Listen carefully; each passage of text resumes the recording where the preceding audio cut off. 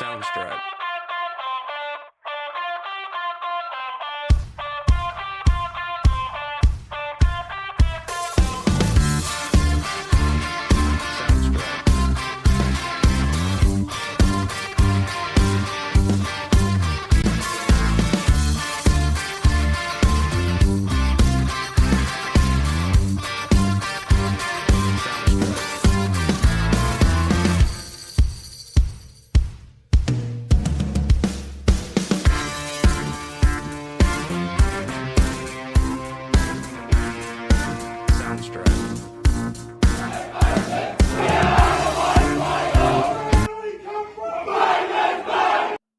Hello, welcome to Hawk Talk, the show where we keep you up to date with everything that's going on at the Batemans Bay Football Club. I'm your host, Joel Erickson. That is my co-host over there, the club's operations manager, Michael Kenny. And our very special guest tonight, we've got our 2004 Premiership Co-Coach Brett Pedder. How are you guys? Hey, Jolly. Yeah, Jolly, Poon, how are you boys? Good, mate. Good. Hey, thanks for coming on the show this evening, Brett. Now, generally how we start this is we talk about the weekend beforehand, so we're going to do a bit of that. Let's start with the girls' side, who I believe you've had a bit to do with this year, Brett. They had a big win over Adfa on the weekends. So the final score of that one was 18-9, 117 to one behind. So 116 points. Sophie Alves kicked 6, Claudia Ferguson kicked 4. They were the two main kind of avenues to goal, but just another really good all-round effort based on the best list here. Brett, you've been working with the women's side this year. You've been supporting Kim in his role as the head coach. What are you seeing from this year's women's side that you think is possibly improved on previous sides? Certainly as time has gone on further, and I put my hand up this year to help out skills-wise, I think that it certainly improved that way. And just the girls are starting to click more and understand the game more. Some have been playing for 5 or 6 years now. So, yeah, certainly there. And I think they're really responding to the way Kim's training them and Shannon as well. Great bunch of girls that are like sponges that want to learn and improve. And after 2 heartbreaks of losing grand finals over the last 5 or 6 years, they certainly want to win this year, that's for sure. Yeah, I mean, they have the impressions of a group that is very hungry for success. And let's be honest, they've had a lot of success already for such a young team. And by young, we mean obviously they haven't been around for very long. I mean, they've had a grand final in their first year. They've had another grand final loss. It feels like the time is kind of right for them to take that next step. And I think they've got the team to do it. Oh, certainly in their premiership window. Just got to learn, to keep going and not expect it to happen, because there's plenty of times in the grand final where a team has been flying high and gets knocked off on the big day. It's happened to me before in the past in my coaching career, and so I think Kimbo's got them really switched on. They're fit as their skills have certainly improved, their teamwork's improved, and as I said, they're just a great bunch of girls, and a credit to the Seahawks. The top 3 best from that game on the weekend: Sophie Alves, Sophie Firth, and Amanda Freer. So that win, where have you put your ladders in this newsletter? Poon, what's going on here? Why can't I find the ladders? We know they're on top. Yeah. I can say that with confidence. And they're on top by at least a game. Yeah, so they're a game clear of ANU, who they're still a couple of games clear of Woden as well. So, and I believe ANU and Woden are playing each other this coming week. So there you go. So, Brett, I mean, obviously a minor premiership, it's nice to have, but it's not the end goal for this team. No, I think they've really set their goal to win a premiership this year. Just got to keep going. Don't let complacency set in, and just keep going. Do what Kimbo's doing is great, and they've got some good leaders amongst them with Fergs captaining them, and Ali Ryan, and even my niece Laura. She gets them going, and they just want to play for each other, and they're a great bunch of girls to be around, and I think that they've certainly got the goods to take it out, but let's get there first. They're fun to watch as well. We obviously come down early on a home game, and it's good to watch them play footy. They look like they enjoy themselves, and really, I guess that's all you really need at this level. But the fact that they're having success on top of that, it's fantastic. Yep. Let's go into the Rezzies. Hey, this is a big result for our club. This is a club that this is against a team that we have never beaten in reserve grade. But it's a 9-2-56 to 4-8-32 win, 24 points in the end. Poon, what does this win mean for the reserve grade at our club? Yeah, it's pretty big, mate. They were just up and about. I thought they handled the conditions a lot better than Adfa did, especially in that first half. I think 9-2 they kicked with the breeze sort of going all over the shop. They just made the most of it, and as you mentioned, first time that our reserve grade have beaten Adfa, so a little bit of history there for Cam Carr. He'll be able to take that with him. No one will be able to take that away from him, but. But yeah, the Rezzies they're in really good stead, and they're they're just every week they're just gradually getting better and better, and I think just to see guys like obviously Ryan Foley, who's had a taste of first grade this year, go back, and Josh Visser come back through the reserve grade, was one of the better players. Just shows how much depth that we've got in the footy club at the moment. So the best three players from that game on the weekend, the aforementioned Ryan Foley, Ruckman Daniel Kellett, and Sam Truesdale.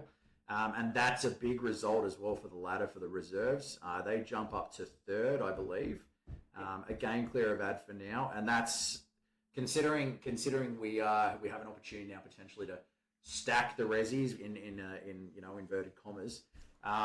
It's looking like this might be the first finals berth in a while for this team. Yeah, definitely, mate. I think last time we played finals was 2019 with the Rezzies. We snuck in, but we probably obviously got beaten the first week, so we didn't really go deep into finals. And to be fair, we probably just sort of snuck in there. But I think with the team that Cam's starting to build, he definitely got potential to go deep into finals this year. Yeah, and look, we don't want to get ahead of ourselves, obviously, but ANU are playing Woden next week, we believe. Woden is the undefeated top of that Div 2 ladder. But Woden was also pushed to the absolute limit by our boys last weekend. That was only a 2-point win for Woden. Yep. And look, if our first grade can finish the job and finish on top, and we can get the reserve grade into second place playing a home final against Woden, who knows where we could go from there. There is obviously the possibility for an ambush. They showed they were good enough a couple of weeks ago. I think it's a really exciting team for this reserve grade. Yeah. Obviously, the next 2 weeks are really big for reserve grade. Coming up against Ainsley, who are on the bottom of the ladder, Molonglo a little bit lower as well. And as we mentioned in previous weeks, how tight, that sort of second, third, fourth position is in the Rezzies ladder. Big wins are going to be really important, so percentage could come down to percentage at the end of the day as well. Let's talk seniors. This was another really good win for the club. And look, 10-1 on the season now. This is a very strong football side. Bateman's Bay won this one 10-11-71 to 7-4-46. Blackers was talking at training tonight. It's probably the closest we've seen from this team in terms of a four-quarter effort. I think this team, even though they've been winning football games, they've definitely been having periods of time where they don't probably play at their best, and it can sometimes extend out to a four-quarter. But they were switched on from the opening bounce. Did a really professional job against an Adfa team that we know are fit and that we know are tough to beat. And that leaves our first grade in a really strong position. They're a game clear on top of the ladder. They've got games against Ainsley and Molonglo at home coming up, who are both, unfortunately, not as good this season. They're setting themselves up for another really strong tilt at a premiership. Yeah, definitely, mate. Really good win. Obviously, you touched on it before, what Nave said at training, and how he thinks it's probably one of the better performances. And even talking to Nave over the last couple of days, I think that the team can still got another levels to go to. If you want to dissect the weekend's game, I thought our back line and our forward line was exceptional. I thought Buster Ware, deep forward, really suited him. Then I think probably through the middle of the ground there were patches where Adfa might have got on top of us, especially on the inside. So that's probably an area that we'll be able to work on in coming weeks. But definitely holds us in really good stead. Obviously beating the team coming second and then the team coming third in the last two outings. And both games where, look, you could almost argue that our game against Woden, we were probably more on top in that first half. We just didn't kick well. we kicked well on the weekend. I know 10-11 doesn't sound fantastic, but I think one thing we probably haven't spoken about is just how windy it was on Saturday down at Hanging Rock. It was swirling. Yeah, you could have argued that the southern half of the ground was probably the scoring end, but the wind was unpredictable the best times. You were playing on the weekend, Poon. How does wind like that, especially considering we're so close to the ocean where we play, how does that affect a game of footy? Because boys were talking about how it even affects the ball drop. Yep, yeah, definitely does. I think I sort of made mention of it to get around the boys before the game. Games like that, it's always the teams that can adapt the best to the conditions that's going to get the jump on the game. And once you've got that little jump, it's always hard for the opposition to kick on from there. So, we obviously, there's probably a couple of games throughout the year where we do get, that wind here at Hanging Rock. So we tend to play it not so bad, but it tends to go to that one spot across the ground, which usually treats that as your sort of dead side over on the scoreboard side, meaning that we defend out that side and then attack on the grandstand side or on the clubroom side. But I think that was probably our main message, was we just wanted to handle the conditions best, and we knew that the team that could handle the conditions best was probably going to be the team that won the game. And looking at the three best players from that game, what you said about the defence and the forward line really sticks out here. Cal McDonald, one of his best games of the season, very, very well-deserved best on ground. Jade Eaton does what he does every week, just floating around at centre-half back, taking pack marks, winning his contest just about every time. And Buster Ware, he kicked 4 on the weekend to continue. Look, he probably had a few weeks where he was a little bit down. He looked like he was back to his best on the weekend. Yeah, I think he did.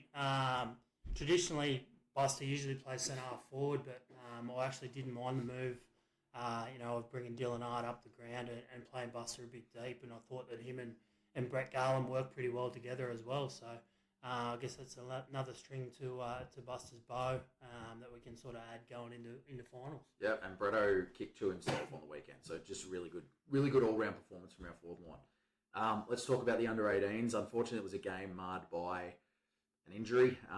Young Finn Wheatley, really nasty leg injury, and I can say with full confidence that as a club we are sending as much love and support his way as possible.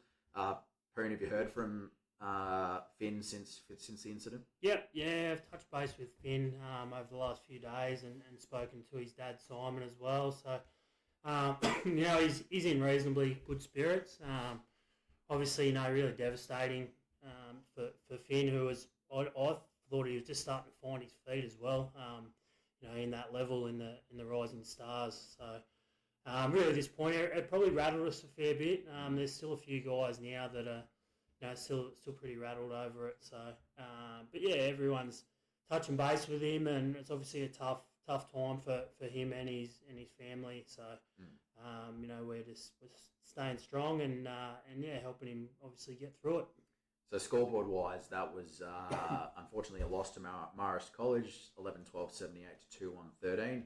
Best 3 players, according to yourself and Billy, were Will Sullivan, Callan Dawn, and Luke Gallen.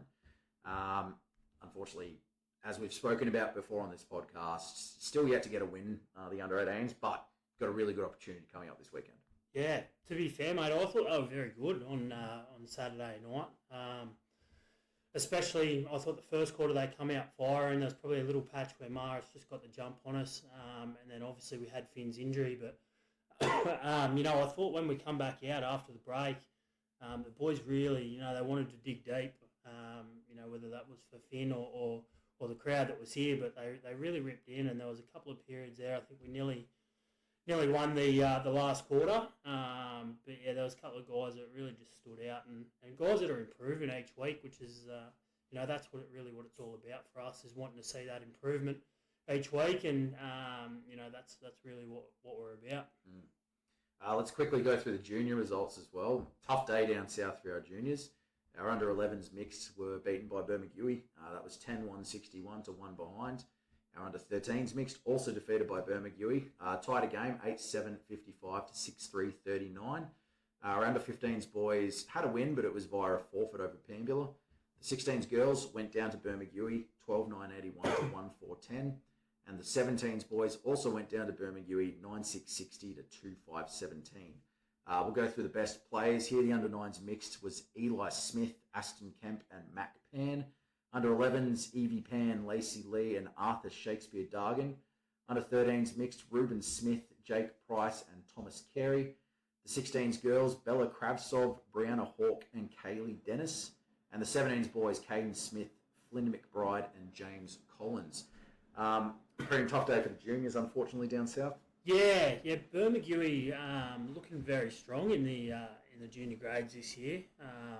Just obviously going through the ladder here, so they're in top 4 in most of the grades. So pretty tough day down there.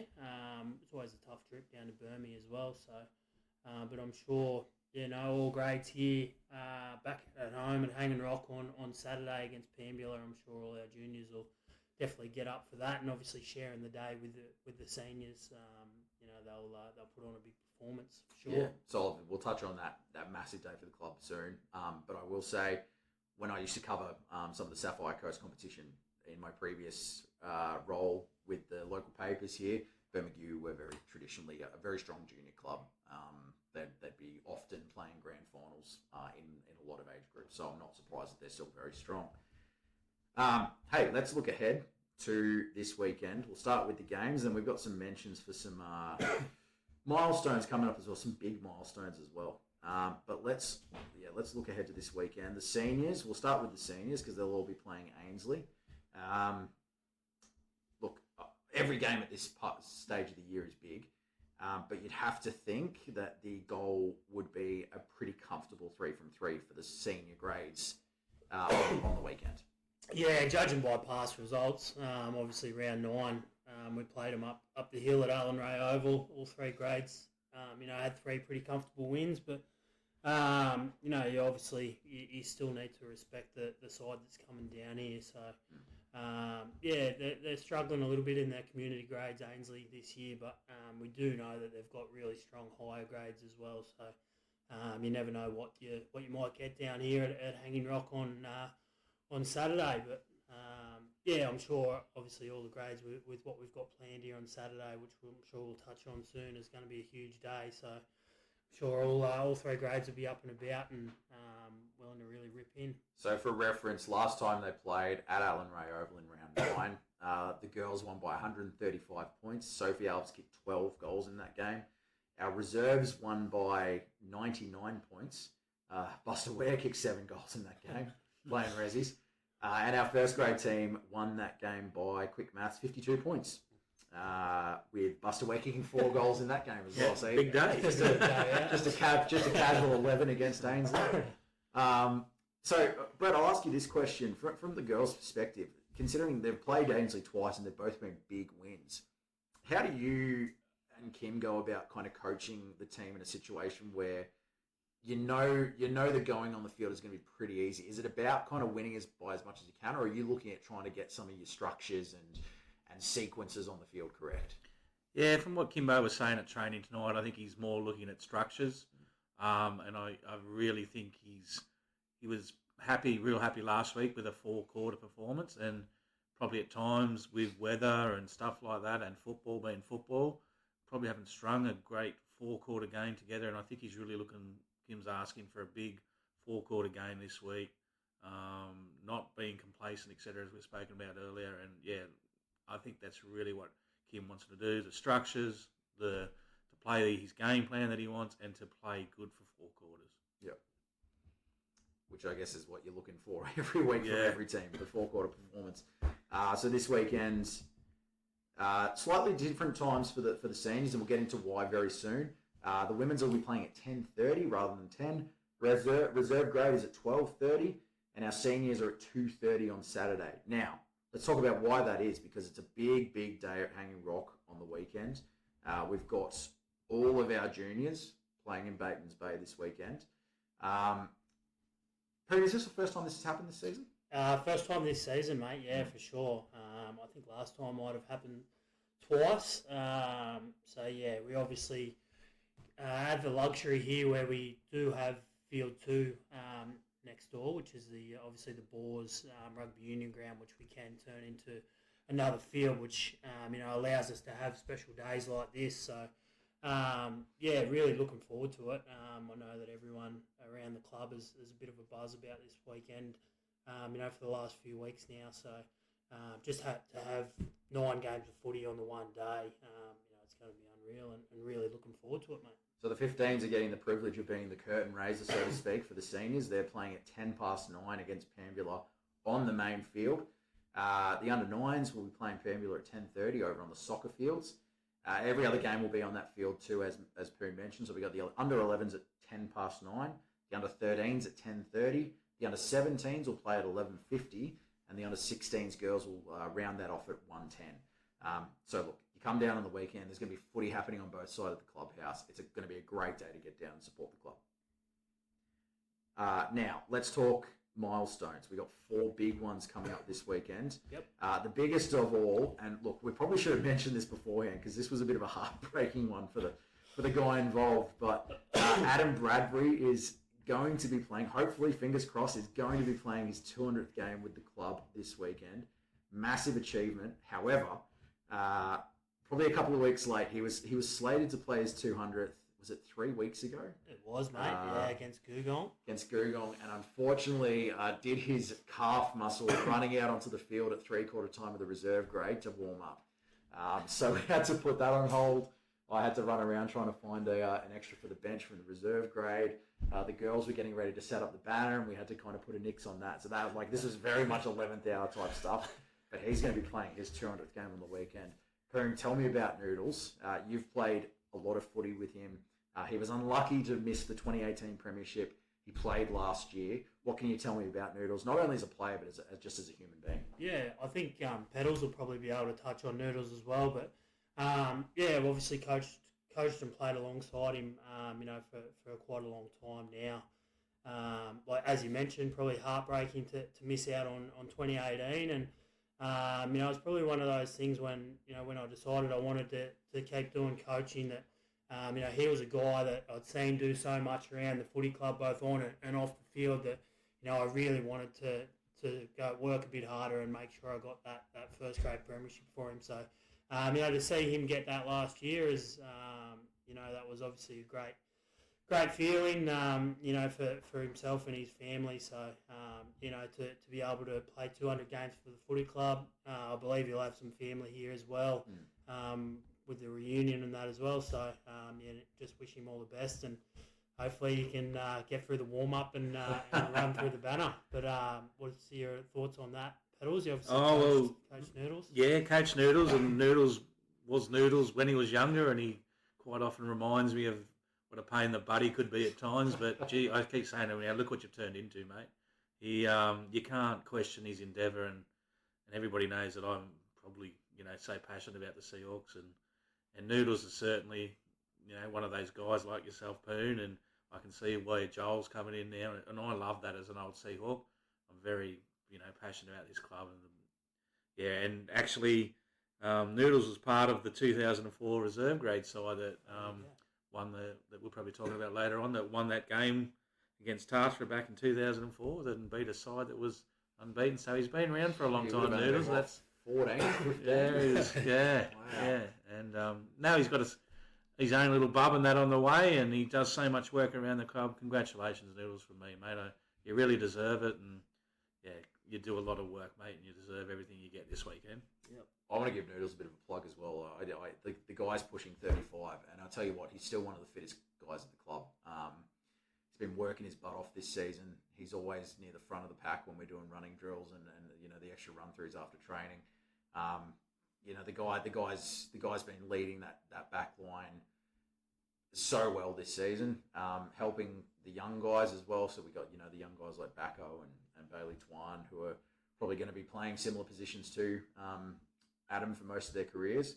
I think having him back there has really helped them develop as footballers as well. So, look, congratulations from the whole club to Adam for finally, after a false start, reaching 200 games. Hey, next one I want to talk about is the skipper, Kyle O'Malley, playing game 100 with the club. Look, this guy is he's a barometer. I would describe him as.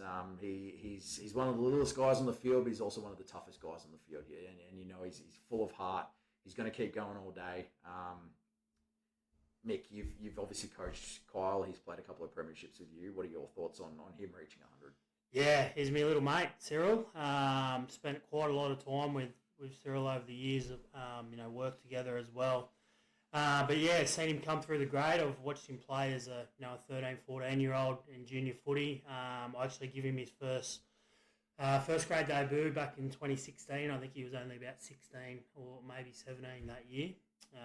And then, obviously transitioned into the guy that he is now. You obviously mentioned tough.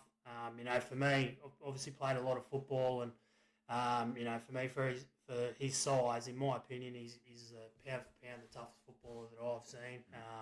Just throws his body where other guys just don't, and he bounces back up, and he's just an asset to the football club, and really really excited for him to be able to play 100 games for a footy club that he loves very much, and obviously to be a co-captain of the first grade side as well. I'm sure he'll celebrate it well on Saturday night. Just want to point this out as probably a good sign of the kind of character that Kyle is. Last week, I think it might have been you who picked him as the biggest pest at the football club, but you also gave him credit for being the guy who's always going to get around his teammates and celebrate with them when they. So he obviously he just knows what the fabric of a football club is like and what's needed. Once again, congratulations from the club to Kyle for reaching 100 games. Pedders, do you have any thoughts on Kyle? Yeah, well, I haven't had a lot to do with Kyle. I have watched him from the sideline and that, and I'll never forget talking to him, congratulating him on being captain this year, and just his attitude. I mean, and he is a pleasure to watch. Like, you stand up on that. I normally sit over the other side these days, or if you're up on the balcony here, he never hits the like. He's always on his feet. He comes out with the ball where you wouldn't expect him to come out with the ball, and just what the sentiments that Poon had like. And I just think it's totally amazing. Look at recently the amount of games that have been played that we're retaining people playing for the Seahawks. It's just great. So credit to this guy sitting here with the red hat on here. He's been great that way, and it's not my finals hat either. This is we might talk about the hat a bit later because it is a great. We'll get into that later. Yeah, congratulations, mate. Well done. Third one we'll talk about. This is the reserve grade captain, and honestly, this guy might be my favourite bloke at the club. Yep. Bronson Mowat, 100 games, guy who has played mostly reserve grade, has played a couple of games up at first grade this season, and I understand he's played a bit of first grade in the past as well. But just one of the best guys at the club. This guy is an absolute legend, Jolly. Yeah. And he hasn't had any direct ties to the football club at all. He went to school with the Mulrooney boys. Actually went to school with my brother at St. Eddie's. And, I think it was Jake Mulrooney got him over for a game of footy. He lives in Bungendore now, so he's still, travels every week. This guy, he's just, to me, he epitomises everything it is, to be a Seahawk. He captain's reserve grade, but straight after that, he'll chuck on a water shirt or a runner shirt and he'll help out the seniors. And like you said, he helps back up whenever he can. And, he'll always hang around for awards, even if he's got to drive back to Canberra. He's just that type of guy that, you love having around the footy club. And, I wish him all the best in his 100th game on the weekend. I don't know if there's too many guys that are probably him and Josh Mulrooney, maybe the only guys I can think of that played 100 games for the Batemans Bay Seahawks without actually ever living in Batemans Bay. So, full credit to him, mate. Great effort. Yeah. And I mean, that just shows how good this club is. We're drawing guys from Canberra who have tenuous links at best, let's say, and they kind of just fall in love with this club and they want to keep playing for this club. And I think it's I think Bronson playing game 100, and as you mentioned, Josh Mulrooney getting to that level as well, just shows how well this club is run. Hey, this last one I think is really exciting. We've had a few of the girls reach this this milestone in recent weeks, but this week it's Taya Hancock playing her 50th. We'll throw to you, Pedals. Tell us about Taya and what makes her such a good footballer for this team. I think Taya just never gives up. She's learnt that she's got a bit of speed and she's got some good ball skills and that she can take them on and back herself, and she proved that on the weekend, kicking a lovely goal, on the run inside the 50. Just you can see watching from the sideline, she grits her teeth, she goes in hard. You could play her anywhere in the midfield. She's played a bit in there. You could throw her down back if you needed. You'd throw her on the wing. She's just she appeared once again like a lot of these girls. Most of the girls now, they're all epitomising what it is to me a Seahawk, and they love it. She comes down because she's living in Canberra now. And she comes down to training here when she can, and it's great. And congratulations to her. You've done really well. And I remember seeing her sobbing last year after the grand final and the heart and effort she put in, because I think she hurt her ankle in the game, and it was really, it really touched me. So I really hope for her sake that she can go out and have a great game this weekend and celebrate her 50th well. I got to say, watching from kind of an outsider's perspective, I think Taya's one of the most improved players in that team that I've noticed this season. Oh, definitely, mate. I think last year she just come leaps and bounds. I love watching Taya play footy, like Pedals mentioned. She's just hard running. She just never gives up. I love seeing her burst out of the middle, take a couple of bounces and kick it not forward. afraid to have a bounce. That's awesome, isn't it? I love watching her play footy. And like the other guys, she does a lot around the football club as well. So well done, Tay, and all the best for your 50th game on Saturday. How good. Hey, one other event that's going to be happening this weekend. It's the reason we've got Pedals on the show this weekend, actually. This week, I should say. Big 20-year reunion for the 2004 Premiership side. Tell us what you're going to be doing. Is it just going to be an unofficial kind of gathering on the balcony, or what's the plans for this weekend? There's a Kempy's got a few things. He's been instrumental in getting this going and getting in contact with players. There is going to be a fair few here, and like anything after 20 years, it's probably hard to get blokes to things and availabilities. But there's going to be for any blokes that are here on Friday night, there is talk of meeting out and having a few beers and dinner out at the Steam Packet. Then Saturday... Sorry, club's major sponsor. And then Saturday, Michael has cordoned off an area for us which anybody's more than welcome to come into, but we'll congregate up on the balcony there, have a few beers and reminisce and tell some stories. Yell some abuse at the boys. And hopefully continue into the night with the club's own... But they've got the Olympics night on, and then on Saturday we'll be back down here having brekkie and some bacon and egg rolls. And somehow somebody's come across I think it's Ando, one of the old players, has come across a video of this game. Oh, true. Oh, wow, so it's good. Yeah, Kepi's got all that organised. We'll sit there because I've never actually seen this game back then. Yeah. I think from what I heard, Tatra had a video of it, and a bit of history here. We came fourth and hadn't beaten any of the teams in the top four all year, and we won our next three games to win the grand final, coming from fourth, and created our own history then too. But we didn't have any organisation of a video of anything because we just took it week by week, and so it'd be good to. They probably had T-shirts made and everything. I think they did, yeah. As I said before, their reserve grade had been undefeated, and they lost on the big day. We finally got our probably best team together for the year, and a mixture of youth and older ones, and the same in the senior grade. So we're really looking forward to it. Blokes like Shane Hart is coming back from Queensland. Tomo, Matt Thompson, Lee Bradbury, Brent Gentner are all travelling here. So it'll be great, and Black has allowed us to have a bit of a chat, and we're going to present the jumpers to the senior boys at about quarter time, I think, in the reserve. So good stuff. Have a little bit of a chat and get to introduce the boys to the other boys, and it's going to be a great day for the club, and I'm getting goosebumps thinking about it. Well, it's a special year as well. I mean, 20 years since we're not only a senior premiership, but as you mentioned, a reserve grade premiership. Is that the last time that's happened for the club, or have we done that since? We did one in 2001. We won reserves and seniors. Yeah, 2001. Yeah. Okay. Sorry, I say that would be then. Yeah, so it probably is. Yeah. No, I think because I don't think they did. I don't know if they won any in reserve. Can't remember when we won in 2007 and 8. I don't know, but they did win about 4 or 5 after that. I think, yeah. Okay. Reserve grade. So, I mean, big day coming up for the club. Baron, tell us as well, we've got a special event coming up on Saturday night as well. Tell us a little bit about that. Yeah, so Bess has organised a bit of a laugh, I think, on on Saturday night. Obviously got the Olympics kicking off on Friday, I believe. So we've got a bit of a dress up theme, and Bess has organised a few games and whatnot. So yeah, come dressed up on Saturday night. I think we're going to do awards upstairs at 6:30, and then that'll coincide straight into the Olympics night. So it should be a bit of a laugh and a bit of fun. Shout out to Bess. She is the glue that keeps this club together. Yes, she is. What a legend that girl is, eh? Hey, thanks, lads. That was good. Hopefully, that's kept everyone up to date with what's going on at the club. Now, before we get into the next section, I do want to talk about your hat. Yep. Because you've had this hat since pre-season. It's a great hat. Pels, do you want to do me the honour and just read what's on his hat there? Under this hat, I am bald. Oh, are you? And I got to say, it's the most accurate hat at the club. And it's red hat with yellow writing on it too.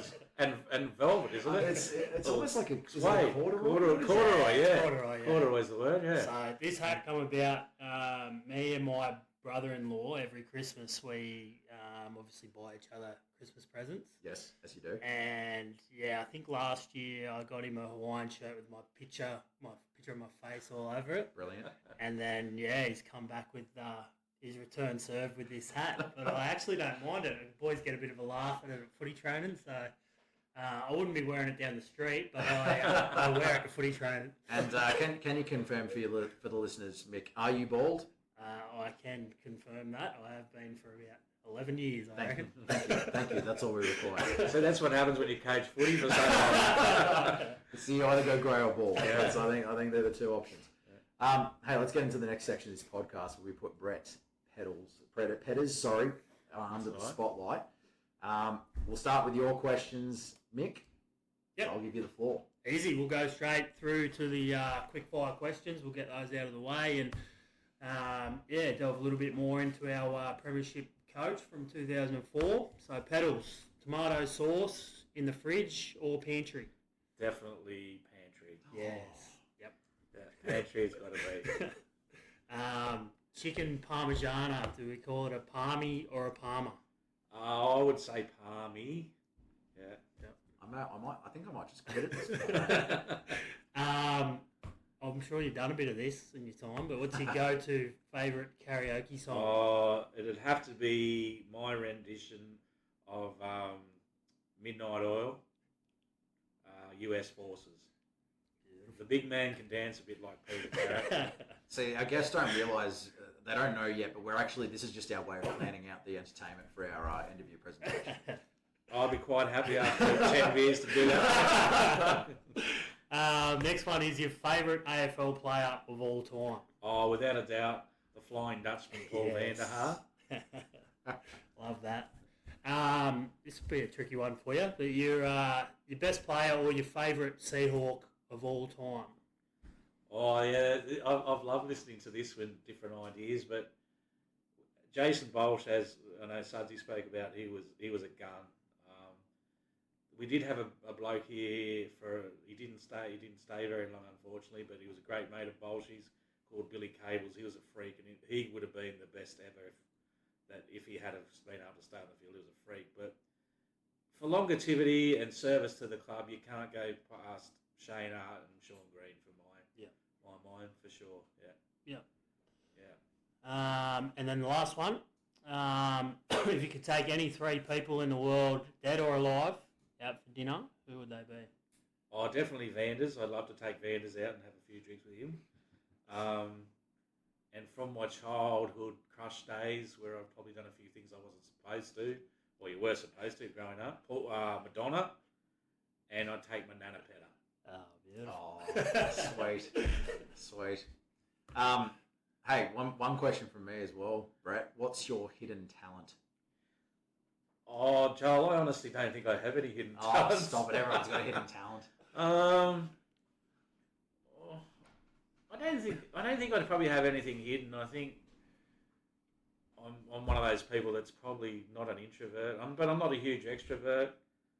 I just think I wasn't the best gifted footballer or anything like that. I could kick a ball pretty well back in the day, and I'm very passionate. I don't know, I can just seem to have a talent, and it was a halftime in the 2004 grand final.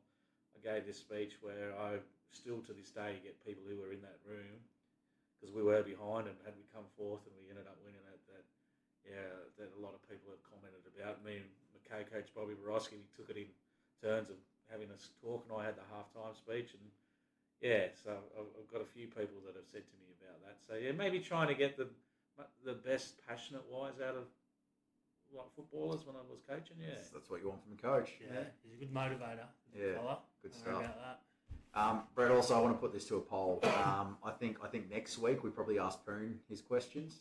Yeah, good idea. Really good. Yeah, We might get one of next week's guests to turn the tables on you. Depends if you want Essendon players again. Or not. The only problem is he never saw me play here either, so he won't pick me. Hey, Brett, tell us about your history at the club. So you played first, you became a coach. I guess the question is, how long have you been involved with the club, and what kind of positions? Well, I'm a bit along the lines of Danny White. I wasn't born here and didn't come here till 1985, and I think I first started coming to training or coming down. I'd run boundary in '85 as a sprightly 13-year-old, and there was no junior footy back then. '86, I did a lot of boundary umpiring or whatever was needed to do the club running water. '87, I started and I played a couple of games in reserves as a 15-year-old, and then played seniors up until, unfortunately, the finals, and I got dropped and we lost the grand final. Got pumped by East Nowra, but we did have a young side. And then probably one of my biggest claims to fame is that would have been '87, '88.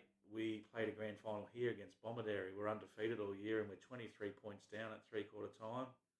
And I was 16 years old, and there was a storm came across, and I actually kicked the last goal and 2 points of the game to give us a win by 4 points. So back then you didn't realise how much it meant, and it wasn't until I got to that age myself of how much those boys would have partied. So that's my biggest claim to fame. And then unfortunately, as a 16-year-old, I could play a bit when I was younger, but then I had a bit of a run-in with glandular fever and was fighting weight stuff and that all the time. Then I probably played most of the 90s. Yep. We went to Canberra, played up there in the Act Taffel. And then we lost a lot of players. And I think I might have had a year off in 1998. Came back and coached in 1999, player coach. We didn't really have the cattle that year as such, but the boys were typical Batemans Bay boys. They always gave their all, and if you ever played Batemans Bay, like to this day, as Boone knows, and you're seeing Joel, that you've played Batemans Bay, doesn't matter where they are on the ladder. I was pretty cook in 2000, and then 2001, I was probably my last year, and we won a reserve grade. Played a reserve grade premiership in and out as the seniors during the year, and I was lucky probably to have select coach that. And then 2004, co-coach with Bobby to one of the best years of my football life. Coached for a couple more years. Then Simon Wheatley came along and did his stuff for a couple of years and got him over the line. And then I came back in 2009, and as we were talking about before, old Poon shattered my dreams that grand final day that year. To be fair, I didn't do much at all, mate. I just sat back and watched it happen. Yeah, and it was happening too. It was happening for you. That's for sure. You were playing for Marimbula at the time. Yeah. That's right. And then my last year with the coach, I coached 2010. We made the grand final, but Task were probably over those years, just had the wood on us. So, and then I think they lost a couple more after I'd finished coaching, so I ended up telling the players, see, it wasn't me, it wasn't them. And had a bit to do, came back and had a bit to do when we first went to Canberra, and Poon was the first couple of years here, and I was team manager and helped Muddy Waters out as an assistant coach when he coached. And then recently, it's probably just come and watch my nephew, JT, and niece, Laura Thompson, and out my niece-in-law, and sit over with the family. Like my mum's probably watched more Seahawks games of footy than anybody ever.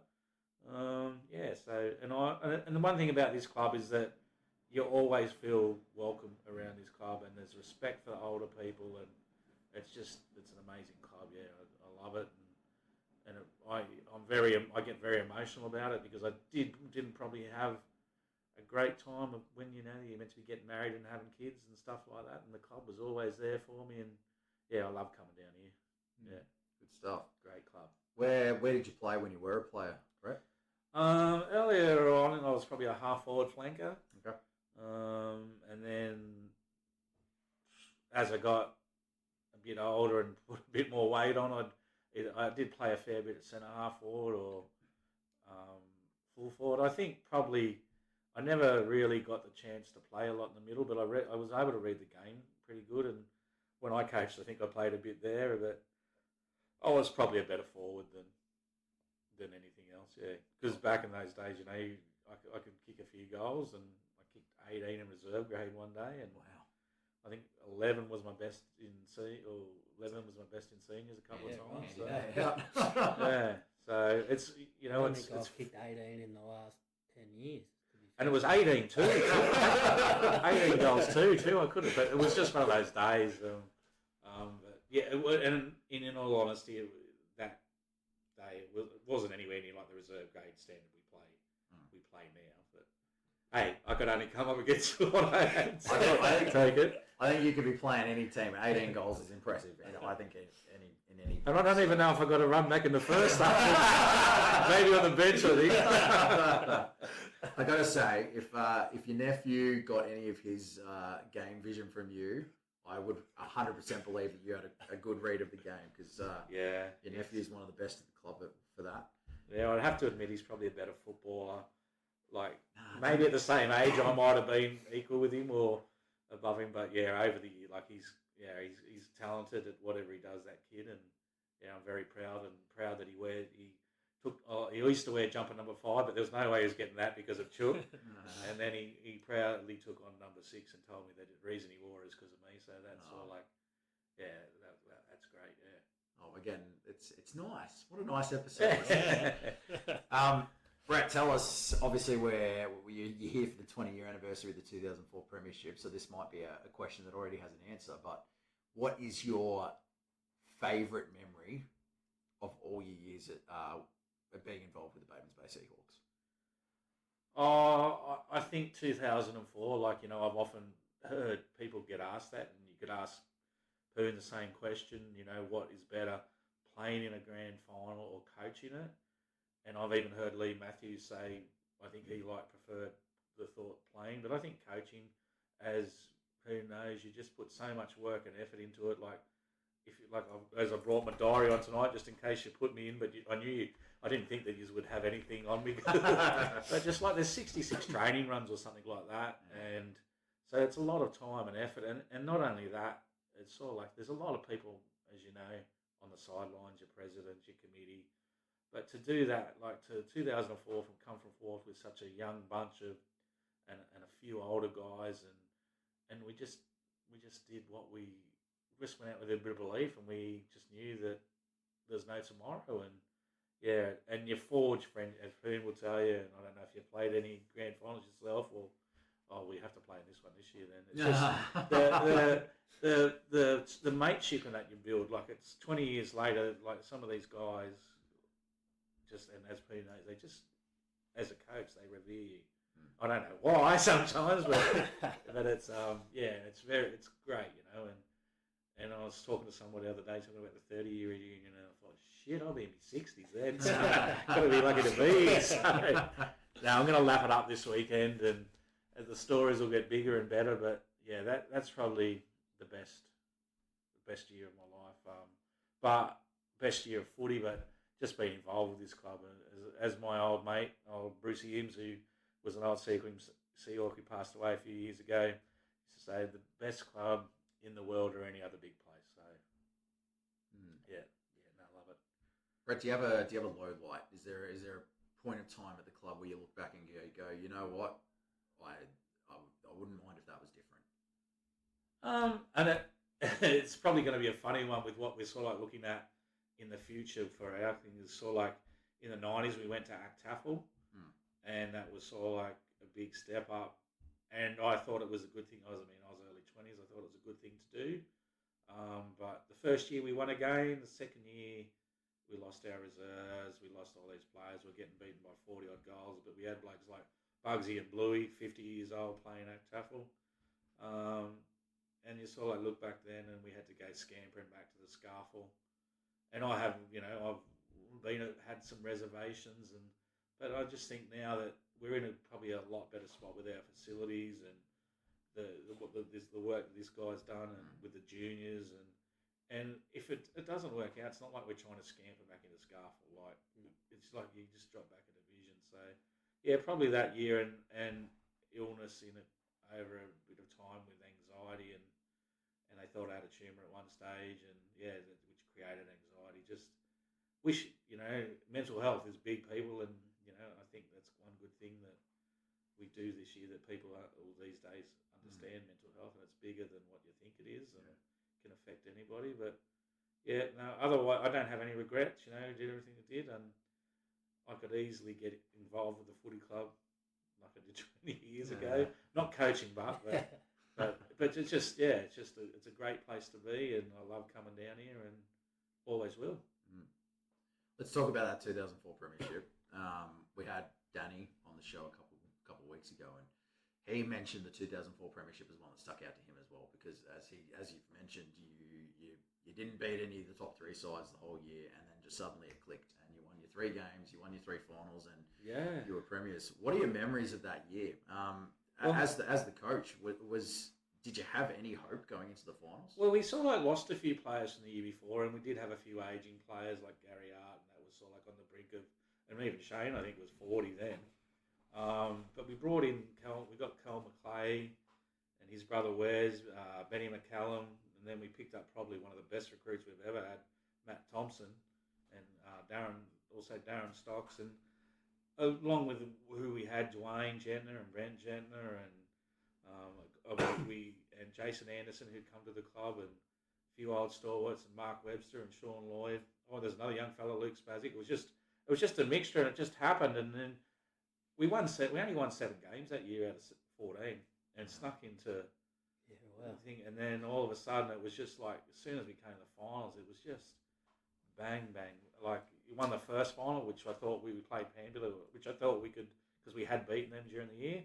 And we played them at Berrimble too instead of Pambula, which was good. And then we played the Diggers at Pambula in the preliminary final. And Diggers, I think it was Grant Burton they had back then. It was their gun full forward, and they rested him for the grand final. Yeah, right. They didn't even make the grand final.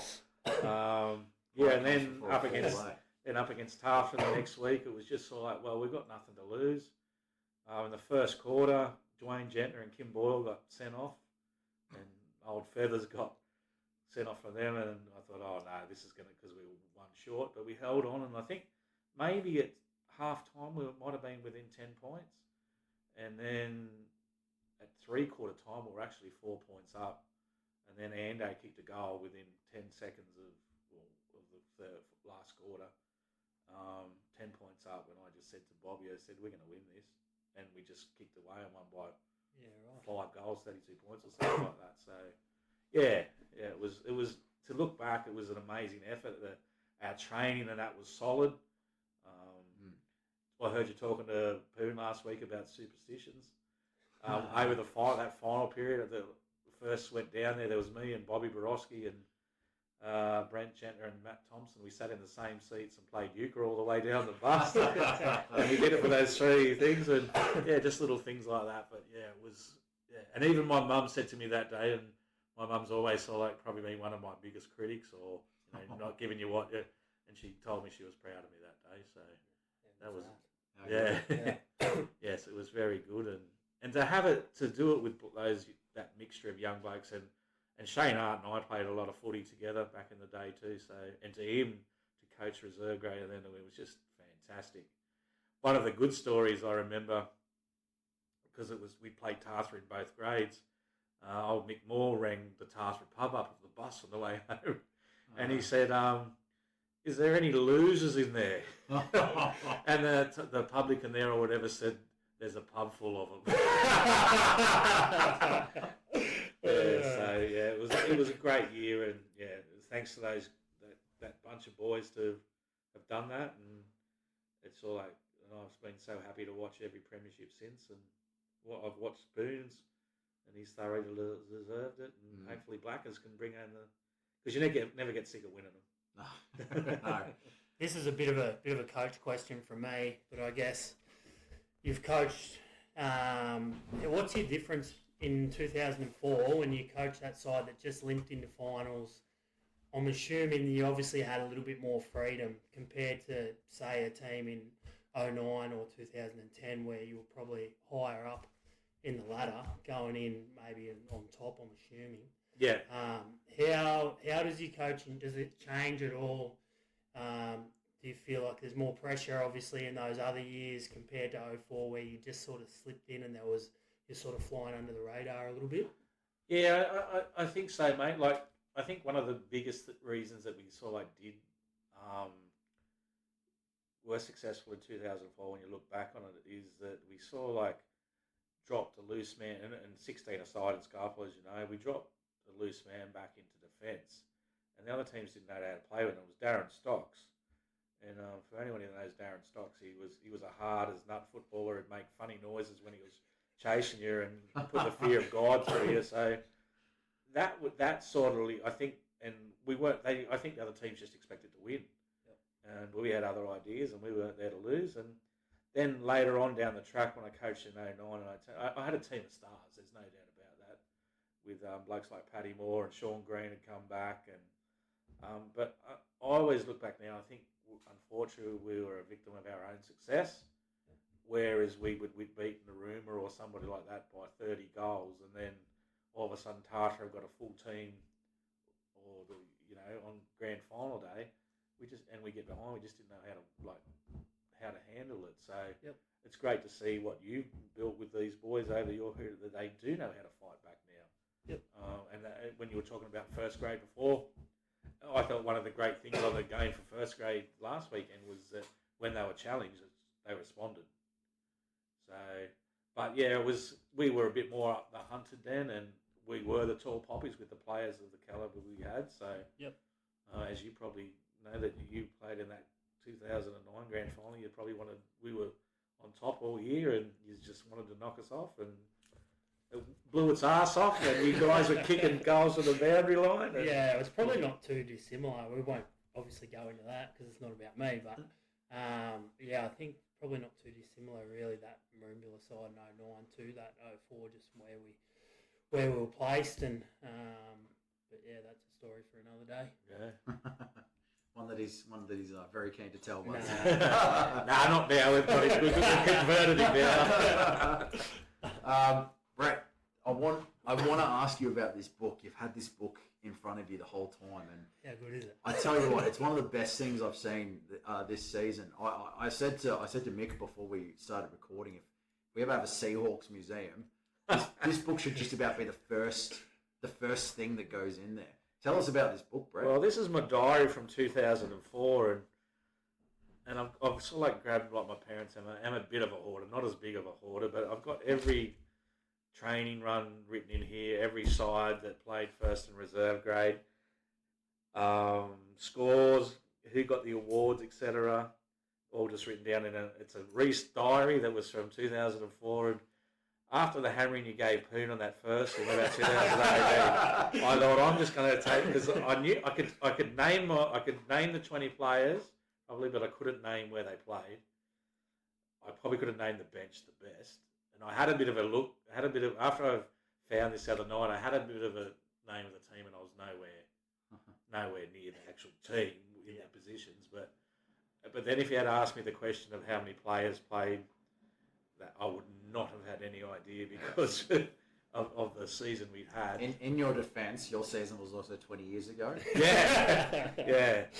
So there's probably wasn't as much. I think Sporting Pulse was around back then, was what we used to put it in on. But but that's all it is, mate. It's just got all the, my training runs, my exercises. There's a lot of things of who turned up to training, and who won the awards each week. It is a very impressive book, and I think it shows just how much that 2004 season meant to you, Brett. And I think having a coach that invested, I would imagine goes a long way to having a playing group who's just as invested as well. Yeah, I think there's each coach is sort of like different. I've seen a few here, played under a few, and watched a few. We all have our own things, and my coaching style was probably built around passion to wanting to play the game. You know, Simon Wheatley was very methodical in what he did. Poon incorporated both. And some of, like when I was playing that Jason Bott, they would just lead from the front by the way they played, like, and you just wanted to follow them. So every coach has their own type of thing, and I could hang my hat to say, I think back then there was a few people who didn't think I could coach, and I always thought I could, and and I did. So, but I've got to admit, I did have a lot of help that year. One of my best mates, Bobby Borowski, we did it together. Which I had, you know, you can bump off one another, and it's always good to have somebody in that. There's also just a quick mention to Graham Fort, who's an old Seahawk legend. He was just amazing. Like, he was our trainer. He would have scrapped Poon over the period of time, but he probably did the same when Poon was coaching. He'd come up and say something to you, and you listen, you know, and it might be just that answer you're trying to figure out. And just a bloke by the name of Greg Hall, who was our team manager. Pete Drew was helped out train, and it was everybody, you know, like it was huge, yeah. I think Poon, you'll agree with me when you talk to some of the older guys around the club. The 2004 Premiership does hold a very special place, especially considering the surroundings. I mean, you've already mentioned you were 7-7 during the regular season. You snuck into 4th place. It doesn't get much better than that from a story perspective for a Premiership. So I think.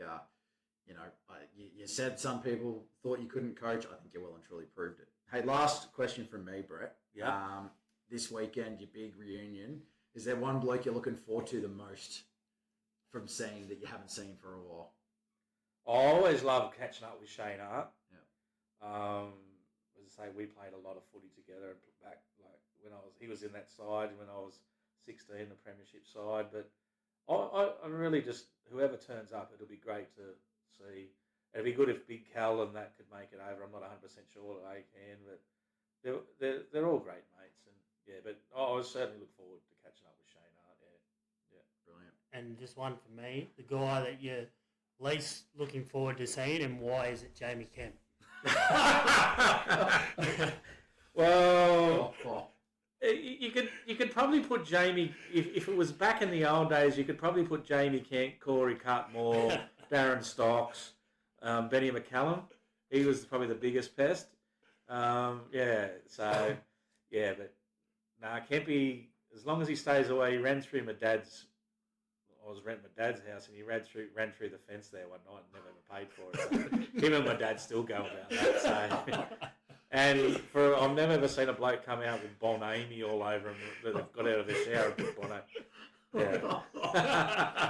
But we can't go, you know what, we can't go too far. I'm sure you're going to have a ripper day anyway, mate. Yeah. And, I hope all you boys obviously enjoy it. And, it is a special thing to play in a Premiership and to play in a Premiership for this footy club as well. So well done to you all, and have a cracking day on Saturday. Yeah, thanks guys for having me on. I really appreciate it. It just shows once again that that your work is appreciated, and you don't want accolades, but it's great that you guys are doing a great thing. Thanks very much. We'll try and get you 3 wins on the weekend from the senior grades. And just before we go, Poon, if you could stop trying to start wars on this podcast. Jamie, that is purely mixed opinion. That does not reflect the views of the podcast in general. Hey, thanks guys. That was another fun one. We'll see you next week. Alrighty, thanks guys.